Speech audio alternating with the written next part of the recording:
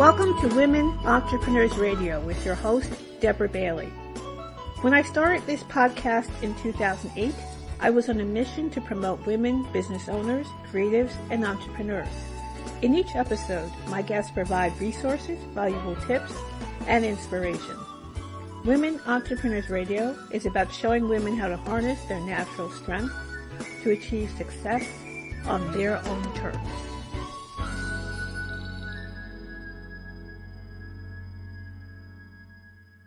Hi, everyone. Welcome to Women Entrepreneurs Radio with your host, Deborah Bailey. I'm so glad that you could join us today. And I'm going to introduce my guest, Heather Perren, a former elementary school teacher. She found Lagree Fitness after having triplets in 2010. And she was looking for a workout to get her back into shape. And after one workout, the choice was clear. But for long, Heather was obsessed with the workout.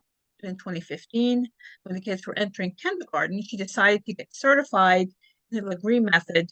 In 2020, Heather was hand-selected and appointed by Sebastien Lagree as a senior master trainer for Lagree Fitness.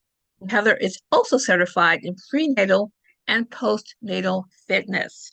So welcome to the show, Heather. Thank you so much for having me. I'm thrilled to be here. Really get into our conversation, could you really give us a little bit more detail on what brought you to decide to go into this direction with the work you're doing right now?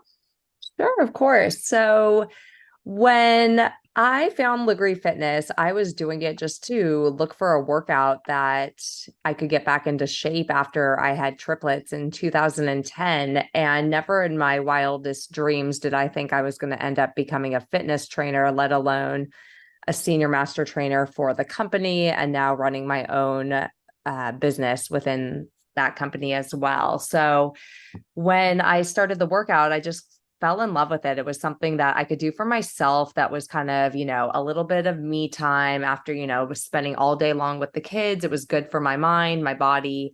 And it just became something that I felt a part of a community at the studio. And it was a great, great thing for me. So by the time the kids were going into kindergarten in around 2015, the studio owner at the time had asked if I wanted to get certified to teach. And I looked at her like she was crazy because I said, I don't teach fitness. I'm a mom. I used to be an elementary school teacher. That's not what I do. But at that point, I think I knew that might be my next calling. So I decided to get certified in 2015. Little did I know that was going to be the best thing I could ever do. And I started teaching right away. I would teach when the kids were at school. It was just another way for me to become part of that community I was already in, and it felt very natural for me. I loved it. It was a great way to stay in shape, but not just for my body, but also the mind as well, which I think is equally as important, if not more. And by the year 2020, we all know it very, very well. The studios shut down and I didn't know what I was going to do with myself, because not only do I love teaching, but I also love the workout, because like I was mentioning earlier, it's just as much as a mental as it is for physical for me. So I found out that Lagree Fitness had just come out with an at-home machine, and it was the prototype version. There was only one left. So I got an email that there was that one out there. I bought it right away thinking, okay, I can at least get my workouts in. I started posting some moves on Instagram, and next thing I know, people were very interested in what this machine was, because like everybody else, we're all at home wanting to get our workouts in. And by June of 2020, those machines were released to the public. I had formed a large following at that time of people who wanted to get their workouts in on this machine. There were no classes. I found one other trainer who lived in Reno, and she was doing the same thing as me. I had never met her in person, but I loved what she was doing. And I thought, she's either going to be my biggest competition, or she could be a really good partner to partner up and do something together with. So Lexi and I partnered up in June of 2020, and we combined our two small little groups of clients that we had, that we were just sending videos on YouTube and doing whatever we could to get by in that beginning stages of the pandemic. And by July of 2020, we found a little platform that we could put our classes on, and we formed a virtual platform called Lagreeing at Home. And we were able to create this business, and it took off. And we were very fortunate because at this time, Sebastien Lagree, the founder of Lagree Fitness, saw what we were doing. He loved it because we were helping grow his business when he couldn't do this from his end because of all the closures here in Los Angeles. And the machines were selling like crazy. And we were happy because we were able to teach and grow this community from around the world. It wasn't just, in Los Angeles, it was around the world. So Sebastien and I teamed up later on, and I started working for the company as the community relations and event planning. We started doing events with the micros. I became a master trainer in 2020 because Sebastien saw that this was more than just a passion. I really understood the method to a whole new level, and I just love what I do. So Lagreeing at Home continues to thrive. Here we are over 3 years later, still doing well. Lagree Fitness is doing well. There's been new at-home machines that came out. And I'm very fortunate that I'm able to reach beyond just my little small community that I was in for so long, which I still love and adore. And now I can reach an entire community of fitness lovers from around the world and inspire people that way as well. So I'm very fortunate, and I love what I do. I wake up every morning excited. Yeah, that is a fantastic story, because it just seems as though with the pandemic, it opened up a lot of opportunities for people to do things online that maybe they hadn't considered before. Yeah. It's opened a lot of doors, I think. It really has. I think, it definitely opened a lot of doors for me, but I think it opened a lot of doors for other people too. I think it also made people realize that you can work out at home and you can still go into the studio too. And it's great for those days you're short on time. Hey, I wanted to work out today, but I don't have that time to get into the gym or a studio. Well, you can get a quick workout in at home. And at least that's great. You're doing something for your body. You feel good, and you can move on with your day or finish your day whenever you like to work out. So it's been a really great way for people to kind of figure out how to get more fitness into their life, because again, it's mind and it's body, and that's really good for everyone. Mm-hmm. So, and as you're saying with mind and body, do you think that could be, I guess, a reason why some people have those challenges as far as getting started or staying with a routine, that maybe they aren't making that commitment mentally, and emotionally as well as physically? But how do you see that when people say, well, they really want to continue with a program, but they seem like they can't, follow Yeah. through? Yeah, I think one of the hardest things is getting started, because there's that mental hurdle you kind of have to jump over. The first few sessions are always going to be the hardest. And what I suggest to people that are struggling the most is find that accountability partner. Bring your best friend. If you're working out virtually, figure out a friend that can do it with you, and you guys get on Zoom or something and take a class together. If you can find a workout buddy, a friend, or even a spouse, or even your kids, even if it's just going for a walk outside, sometimes that's all you need to kind of put you in momentum and get you out there and going. The other thing that works really well is getting on a schedule. If you're doing it here and there and you have no real set routine, it's hard to stick with something. But if you make a plan that every day before work at this time, I'm going to work out at this time for this amount. If you can kind of stick with that and make it a goal for yourself, and you have this plan, then you're more likely to stick with it. And you have to give yourself grace. Hey, things come up. Life happens. You can skip that day, but try not to make that the habit. Try to make it your habit to make that time for yourself and set realistic goals. I think when people say, okay, I'm going to do 30 days straight of working out. Well, if you've come from working out for 0 days for the past, 6 months, that's not necessarily an achievable goal. So you've got to also be mindful of what your goals are and make sure that they're achievable. Because if you set this goal too high, then it might not be achievable, and then you set yourself up for failure. I'd much rather someone set themselves up for success by making that goal achievable. Start with those small goals. As you pass and surpass those goals, every time, then you level up that goal a little bit more. And that way it doesn't seem as big and as scary. And then you try and get in that routine, but you also have to find something you love.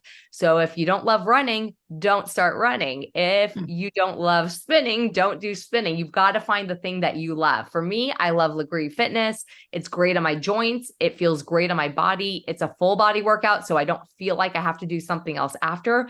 But hey, if Lagree isn't for you, then find what is for you, right? You've got to find what you enjoy, or else that's the other thing, right? If you don't enjoy it, you're not going to keep doing it. Right. Well, that's true. That's true. And I think a lot of times people may feel pressure that they have to maintain a certain standard of showing up at the gym or however they do it, that they have to do it. I think as you touched on, they have to do a certain amount of things and then they maybe overcommit to something right away, going from 0 to 60, and it doesn't work. Right. Exactly. Yeah. So I think, set those realistic goals, start small. I usually tell people when they're first starting a workout, commit to 2 to 3 days a week. Start with those little goals, but stick with at least those 2 days. And then once you get in it, then make it that every other day. And then slowly you can add in more days. But sometimes, even if you just go for a walk your dog, go out in the evenings and go for a little stroll. Fall's coming up. You can go for that fall stroll when the nights, start to cool off. It's a great way of exercising that doesn't feel like, oh my gosh, this is too much. And you don't even have to pay money to go on a walk, right? Sometimes people don't want to spend money on gyms and other things like that. So walking is just another way to kind of get out there and start moving your body. And that's a great way to, keep the heart rate up, and you'll soon realize that, okay, maybe I can start doing something a little bit more than just walking. Mm-hmm. So how much of a challenge was it when you were starting out and you've got triplets? Like, how did you manage that to get started on your own exercise routine? Yeah, so it's definitely all about the support system. So when I first started, the kids were only about a year or so old. So my mom would come over once a week and she would watch them for me so that I could go and have my 1 hour over at the studio, which was a saving grace. And at first, you have the mom guilt. It takes over. You feel guilty, like, oh, I shouldn't, take that hour for myself and have someone else watch the kids. And then you realize, but if I'm not taking care of myself, then I can't be as good of a mom to my kids. So it's actually very important for you, as moms, we have to remember that we have to take care of ourselves too. And that is really important. And I'd feel rejuvenated after I get my workout in. And after a while, I would be able to go twice a week, 3 days a week. My husband would watch them on the weekends, of course. I always think that's funny when I say my husband watched them. He's the dad, right? So my husband would just be at home and I could go out and get that workout in. And it worked out. And then eventually they were in preschool and I would go when they were at school, which was great. I was fortunate enough to be a stay-at-home mom back then. But yeah, I think it's just really important to not feel that guilt. If it's something that's going to make you feel good about yourself, then you need to feel good about yourself too, because it makes you a better mom at the end of the day. Mm-hmm. And since you're certified in prenatal and postnatal fitness, what does that entail when you work with someone who's, working with one or the other type of fitness? Yeah. So I think it's really important to understand that when you're pregnant and also after you have the baby and you're postpartum, your body's changing a lot. And specifically in Lagree Fitness, we're on a machine that moves with different spring loads. So there's a lot more safety components that go into it. So when I'm certifying new trainers, I always make sure that these trainers get at least the basic knowledge of that prenatal, postnatal component so that when they have clients come in, they know the basic safety components. Because when you're pregnant, your balance is challenged. And in addition to that, the things you want to avoid when you're pregnant are crunches and twisting. Those are the biggest things you look for during your pregnancy and then also postpartum, because that can create diastasis recti. So those are the things in Lagree we specifically look for because we're working with springs and because we have different types of spring resistance and tension on the machines. Depending on where you are on the machine, you'll want to avoid. So we're really mindful of keeping our clients safe. Lagree Fitness is a great workout for pre and postnatal clients, as long as they were used to the method before, because it is a high intensity workout, but because we can use the springs to support clients as well, it is advantageous for those pre and postnatal clients. But it is something that clients who are pregnant should be working out, whether it's Lagree or otherwise, as long as they've got a doctor's clearance, because it's shown to have better benefit to those clients when they go to deliver. They have quicker deliveries typically, and usually they bounce back after faster. So it's definitely beneficial to clients that are able to work out when they're pregnant. And we have clients that come to our studios that are, 38 weeks pregnant. I've had a client come into class and then deliver later that day. So it's definitely possible. I mean, those are the diehard clients out there, but it's definitely something that's doable. It's not all obviously for everybody, but exercise in general is important. Even walking, you just have to know you always want to keep the heart rate below 140 beats per minute when you're pregnant. That's just a good safety checkpoint for pregnant clients. And after they've had their child or children, I know it's not a one size fits all thing, but as far as people you work with, or even with yourself, is there a certain point do you recommend that someone starts to get back into their routine, or even get into a routine they've never done before? Yeah, as soon as they get clearance from the doctor, they should start working out again, but don't start a high intensity workout. You've got to start with a low intensity workout. Start with the walking. And then once your body feels ready, then you can go gradually build up to whatever workouts you were doing before. If you weren't doing a high intensity workout before, you're probably not going to start that 8 weeks after having a baby. But if you were used to that workout and you were working up until your delivery, then 8, 10, 12 weeks after you had the baby, of course. But again, it's going to be case by case basis.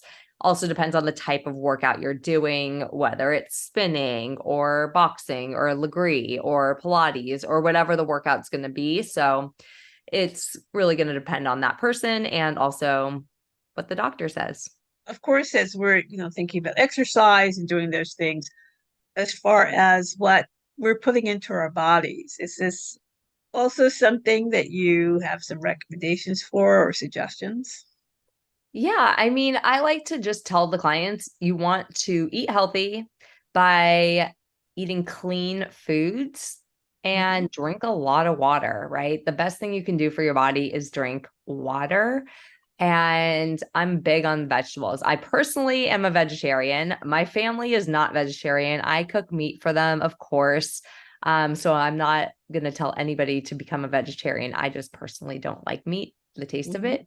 But I think everything in moderation is what I tell everybody. I think if you deprive yourself, you're just going to want it more, and that doesn't lead to healthy choices either. So I think if you're feeling like, hey, I really need that scoop of ice cream after dessert, then great, have a small scoop of ice cream. It's not the end of the world. Maybe don't do it every night if you're trying to lose weight, but at the end of the day, you've got to have a little bit, or else your body's going to start to crave it more. And then you're going to end up going for it when you're out at dinner one night or something like that. So definitely have your, little sweet treats, different things in moderation. But overall, in general, try to eat healthy, eat lots of greens, and eat the color of the rainbow, right? If you think, all the different vegetables that we have, they're all the colors of the rainbow, and you kind of want to eat that way too. And that makes sense, actually, because I'm sure that a lot of times processed foods seems like they are quicker alternatives when people are working or whatever they're doing that takes so much time, and then they're just getting something that you can quickly make. Yeah, it's obviously very easy to go and take a quicker route with all the processed foods out there, but vegetables are really easy to cook in a either a slow cooker or the air fryer. That's my new favorite thing. The air fryer, not even new. I've been using it forever, but you can cook so many great, delicious vegetables in the air fryer and they taste amazing and they'll cook quickly and fast and you don't have to use any real oil or anything like that. So you can get really healthy options. And then also roasting vegetables too is always such a great option to really bring out flavor in dishes. I love cooking. So for me, it's like a passion of mine. I love to cook. And so, I mean, I could sit here and talk recipes all day long, but also almost dinner time over here. So I'm like, for dinner tonight. Yeah, but I think, you go to the market, don't go when you're hungry, go with a plan. That's always, definitely try to plan out your meals for the week. I think when we tend to go to the market and we're like starving, we don't go with a plan, we have no actual idea of what we're going to buy that day. So if you go kind of try to plan out those meals in advance. When the kids were little, I was really, really good at meal planning and specifically using the slow cooker because having 3 babies at once, I got to tell you, my life is very busy and it was a lot easier to throw everything in the crock pot in the morning and let it sit and cook all day long. And then we were all ready to eat in the evening. So that's great also for people that work. And that's still a great option. And it's a really healthy way. As slow cookers, there are so many healthy options out there. I used to have like a huge list of recipes I would cook in that slow cooker that were really healthy. And go with a plan, make your market list and try to stick to it. There's plenty of ways that you can meal prep to make it affordable as well. That's really a good point. So what would you say to maybe the busy entrepreneur who is insistent that they can't get time in to do this, or they want to create a routine, but they're just so afraid that they just can't get that time to do it? What would you say to other busy entrepreneurs as well who may want to start this, but are just maybe, not sure how they. Yeah. Are you saying start a workout or start a business? Let's talk about starting a workout first. Yeah, I would say if you're looking to start a workout, I would start with whatever time makes sense for you. So me personally, the way I get my workouts in every day is before everybody else in the house is up. I'm up at 5 a.m. I get my workout in between 5 and 6 a.m. And that way nothing else gets in my way. So I'm up. If I'm riding, sometimes I'll ride the Peloton. So if I'm on the bike, I can also answer a few emails. And it's just a quick way for me to kind of wake up. Literally, it wakes me up because it's the first thing I'm doing. And it's also before anybody else is awake in the house. No one's going to ask me for anything. And it's one less thing that I have to make an excuse for to get out of. So that for me works really well. I know there's other people that are 100% not morning people that would never work for them in a million years.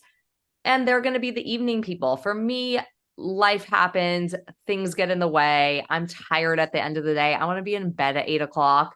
So that for me would not work. But if that works for that person, then pick your evening workout. But you've got to schedule it in, put it in your calendar in your phone, and you've got to set your alarms, put that alarm on your phone so that it's in there and you hold yourself accountable. And then, if you have a best friend or a spouse, someone you can check in with and have them hold you accountable for, have them ask you, hey, how was your workout today? Let them know you're trying to get these new workouts in and you're starting out on this fitness journey. And if you have an accountability buddy out there and you're doing it together, it's usually a lot easier because you can text each other like, hey, how'd your workout go? Or, oh, I'm going to start my workout now. Are you starting yours? And that just is another level of holding each other accountable. So right now, Heather, could you please share with the listeners where they can find out more about you? Sure. So you can find out more about me on my personal website, which is lagreefitbyheather.com. Or you can also find out more about our workouts and my online classes at lagreeingathome.com. That's LAGREEING at home.com. As far as starting a business, Yeah. if someone's listening who's interested, what are some things you'd recommend to get into this or to get into with Lagree or just in general? Yeah, I mean, I think it helps to have a partner or at least have somebody available to you that you can bounce ideas off of. I was very Mhm. fortunate that I found my partner, Lexi, who we get along very well. We've been doing this together 3.5 years. We didn't know each other beforehand, and we get along really well. So, from that standpoint, we're very lucky. We complement each other very well. And we're able to bounce ideas off of each other. And I think when you go in as yourself and you have no support system, it's going to be a lot more challenging. It's nice that even if you don't have necessarily a business partner, it's really important to have somebody there with you that you can at least bounce ideas off of, because you'll think something in your head sounds really good. And then you start talking it out loud. You're like, wait, that doesn't make sense. Or maybe you can talk through it and you actually come up with an even better idea. So I think having either a business partner or somebody that you can talk ideas with is really helpful. And don't be afraid to make mistakes. I've got to tell you, we knew absolutely nothing about running a business, starting a platform, doing memberships, or anything. When we started out, we were just simply trying to just share classes. And we have learned so much in these 3.5 years, I can't even express. But have we made mistakes along the way? Of course. We've learned as we went. And all of those mistakes have led to greater understanding of running a business. And I'm really impressed with how much we've done and learned in just this short amount of time. So definitely embrace the mistakes as opportunities to grow, and you'll see what happens.